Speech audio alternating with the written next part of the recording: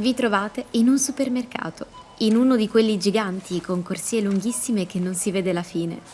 In una mano il carrello, nell'altra la lista delle cose da comprare. Attorno a voi i professionisti della spesa riconoscono lo smarrimento nei vostri occhi.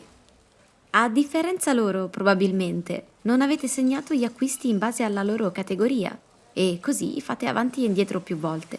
Finite di nuovo nel reparto ortofrutta e lì vi ritrovate davanti a una scelta. Sulla lista c'è scritto insalata fresca, ma ne vedete due. Vi chiedete se il passaggio al reparto alcolici abbia avuto qualche effetto, ma la verità è che a una prima occhiata sembrano davvero identiche. Entrambe sono coltivate e raccolte e anche il prezzo è praticamente lo stesso. Eppure non potrebbero essere più diverse. Solo una fra queste, infatti, presenta il disegno di una foglia verde e una serie di cifre. È l'etichettatura europea di agricoltura biologica, l'unica che assicura un tipo di produzione sostenibile e certificata, di cui è possibile sapere tutto, dalla semina alla trasformazione.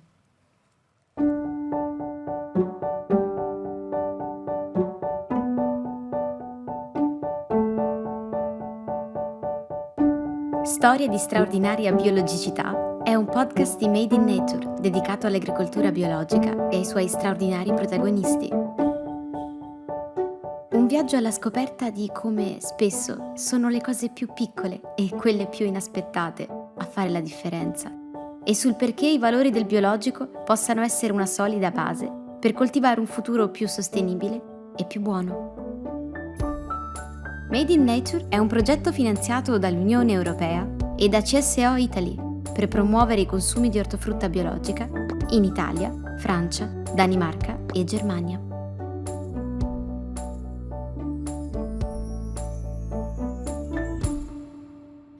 Definire termini come natura e naturale fa parte di una delle discussioni che hanno più appassionato il genere umano.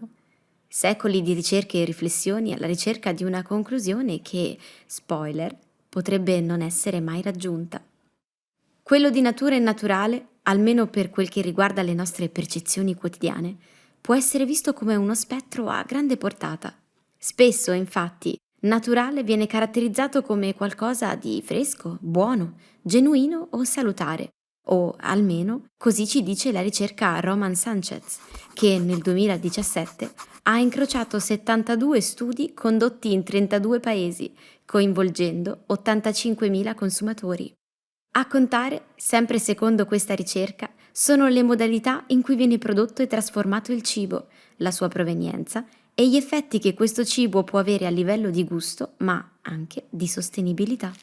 È un campo così largo anche perché, a partire dagli anni 70 del Novecento, il marketing ha portato ancora più confusione nella percezione di questi termini, tanto che, ormai 30 anni fa, divenne un'esigenza quella di creare un'etichetta che stabilisse in termini chiari la profonda differenza fra i metodi di produzione biologica e non biologica. Fino al 1991, infatti, poche nazioni possedevano una propria regolamentazione sull'agricoltura bio e praticamente nessuna aveva un'etichettatura precisa. Questo aveva aperto un'enorme zona grigia in cui termini come naturale e biologico venivano utilizzati per delineare prodotti che spesso non ne avevano nulla a che fare. Le prime regole istituite dalla Commissione europea furono un passaggio fondamentale per la diffusione dei valori dell'agricoltura biologica e chiarirono per la prima volta l'importanza di un metodo agricolo sostenibile e condiviso in tutto il territorio europeo. Da allora le normative sul biologico si sono continuamente rinnovate, seguendo le scoperte e le innovazioni tecnologiche e scientifiche, continuando a tenere saldo il legame con i principi valoriali dell'agricoltura bio, come la tutela dell'ambiente, l'eliminazione di prodotti chimici e la salubrità degli alimenti. Possiamo considerare il logo della foglia verde e l'etichetta bio come una vera e propria mappa che, attraverso numeri identificativi, indica la provenienza, l'organismo che ha effettuato il controllo sulla coltivazione e l'azienda produttrice. Questa identificazione non coinvolge soltanto il prodotto fresco, ma anche quello trasformato.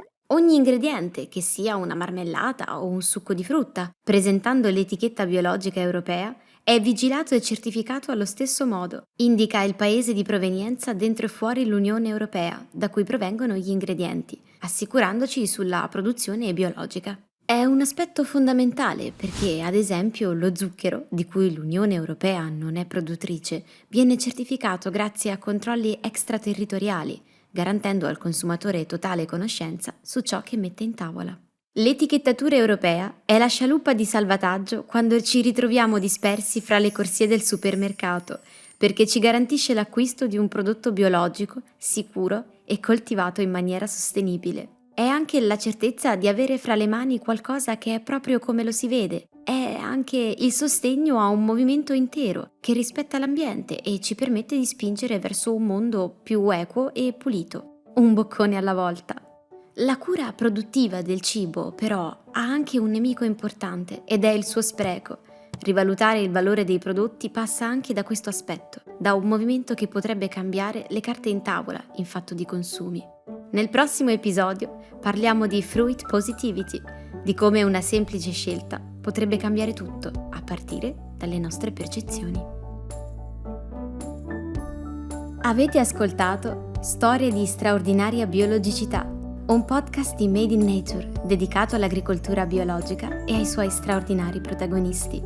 Un viaggio alla scoperta di come spesso sono le cose più piccole e quelle più inaspettate a fare la differenza, e sul perché i valori del biologico possano essere una solida base per coltivare un futuro più sostenibile e più buono. Made in Nature è un progetto finanziato dall'Unione Europea e da CSO Italy per promuovere i consumi di ortofrutta biologica in Italia, Francia, Danimarca e Germania. Storie di straordinaria biologicità è stato scritto da Francesco Pattacini, con la supervisione editoriale di Alessandra Ravaioli, la direzione creativa di Lorenzo Pasquinelli, la voce di Serena Sannino, le illustrazioni di Susanna Galfrè e le animazioni di Alessio Crispino.